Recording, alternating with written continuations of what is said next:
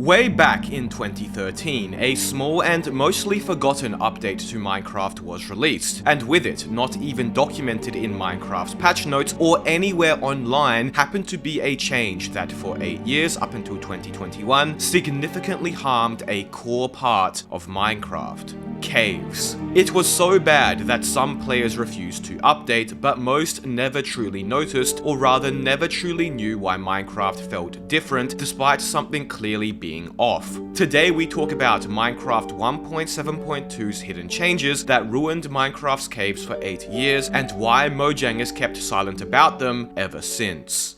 Minecraft 1.7.2 dropped in October of 2013 and was the first full release of 1.7, the update that changed the world. While mostly forgotten, this update did have some very notable and important implementations and changes. We got all the 16 colors of stained glass, acacia trees, acacia wood, dark oak trees and dark oak wood, core staples of Minecraft's building blocks. We got packed ice, the faster non-melting version of ice used regularly in ice highways, red sand, coarse dirt, podzol, a bunch of alternative flowers and 2-block tall plants, as well as a bunch of new fish and the water breathing potion. More importantly though were the world generation and biome changes which the update was centered around. Mesa or Badlands biomes, the Savannah biome, dark oak or roofed forest, birch forest, cold tigers, a snowy version of the tiger biome, mega tigers, extreme hills plus, or as they are now known, windswept forests, deep oceans, sunflower plains, flower forests, ice spikes and eroded badlands were all added. Furthermore, mutated versions of biomes, hill versions of biomes, beaches and plateau versions such as the monstrous Savannah Plateau were all added too. The option to enable amplified terrain generation was also included in 1.7. This update was huge for Minecraft as it literally shaped the world which we still have today, adding many of its core biomes and terrain generation, which up to that point was mostly flat, boring and repetitive. This update, while mostly forgotten, was incredibly impactful and important in Minecraft's history. Here's a great example. At the time, one of Minecraft's big issues introduced by Beta 1.8, which massively overhauled terrain generation, was ultra-large, seemingly infinite oceans, of which players hated and complained about. 1.7.2 fixed this completely. Without the addition of 1.7.2, Minecraft as we know it wouldn't be the same. But hidden amongst the large selection of huge world and terrain changes was something entirely undocumented. While above ground, Minecraft had seen a massive facelift, below ground, things had drastically gotten worse.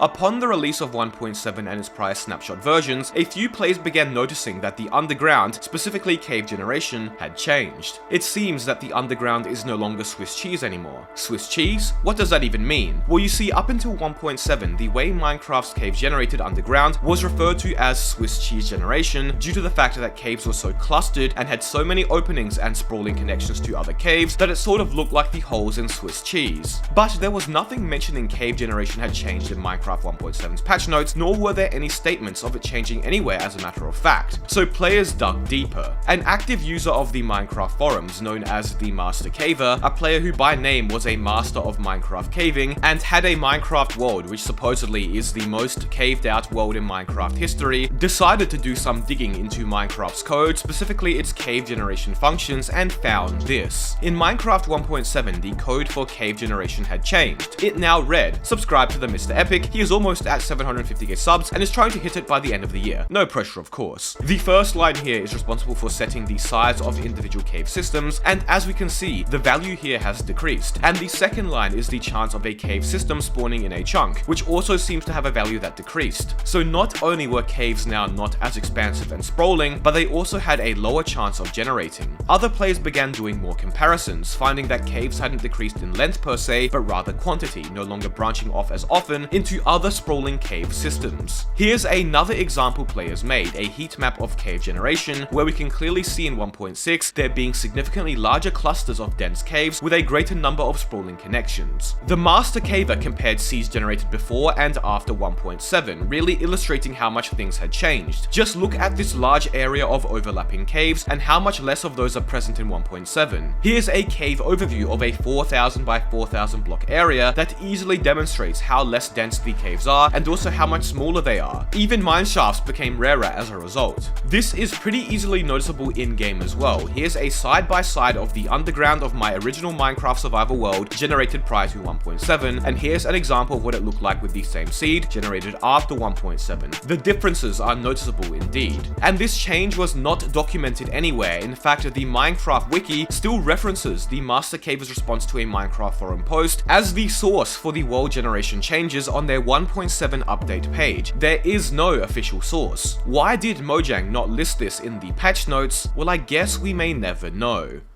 Upon 1.7's release and players coming to the revelation that caves had indeed changed for the worse, many were obviously unhappy. Caves were a huge part of Minecraft, even more so at the time in 2013, and now caves had lost a lot of their vastness or wow factor and weren't as fun to explore. That being said, most players didn't and still don't know that caves were even changed in the first place, but rather unconsciously without even realizing they had noticed that something was off. How many of you have fond memories playing early Minecraft prior to 1.7 and getting lost in caves, or feeling as if Minecraft's caves were so insanely huge and sprawling that you could never truly explore them all? They truly felt endless. I know I did, as my first Minecraft base was largely in an exposed to ground cave that sprawled out everywhere underground, and some of my earliest experiences playing Minecraft are being trapped in my cave systems, not knowing the way out. In fact, the first time I ever found diamonds in Minecraft was in this survival world, and after finding one single ore, I spent 30 minutes desperately trying to find my way out of these sprawling caves, only to end up falling in lava and dying so close to escaping. Many of Minecraft's early Let's Plays were also very cave-centric. Some of you may remember watching X's adventures in Minecraft as I did, and will also remember X exploring the many caves connected to his base that seemed endless, naming his base the X system partially after them. The large Swiss cheese caves made Minecraft feel so much more vast, expansive, and boundless. It made the underbelly of the Minecraft world feel much more intimidating and fresh to explore. I think when people say they miss old Minecraft, without realizing one of the main things they miss is Minecraft's old Swiss cheese cave generation, which was so much more enjoyable to explore than the caves that would replace them. Furthermore, I also think it's another big reason why Minecraft's beta community has been growing so much and has become so popular, because back in beta,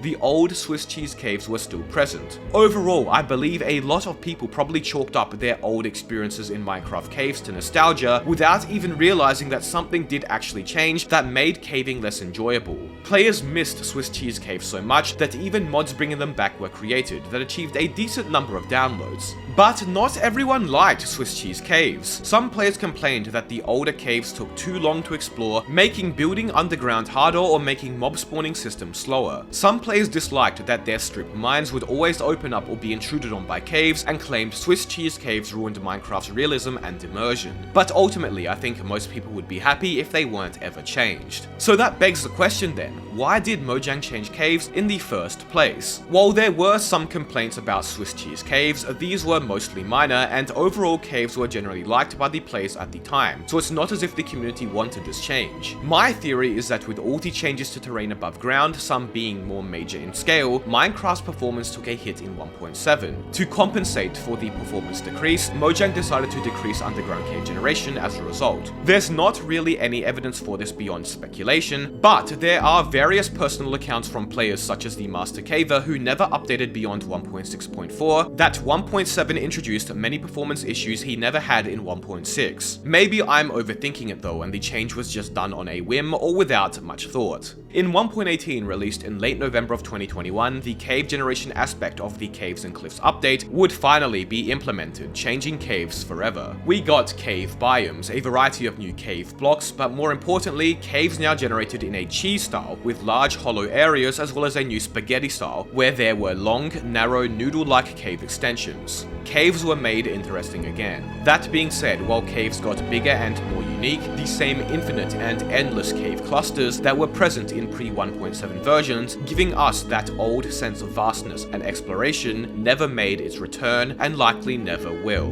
Be sure to subscribe so you can reach 750k subs by the end of the year. Thank you all so much for watching.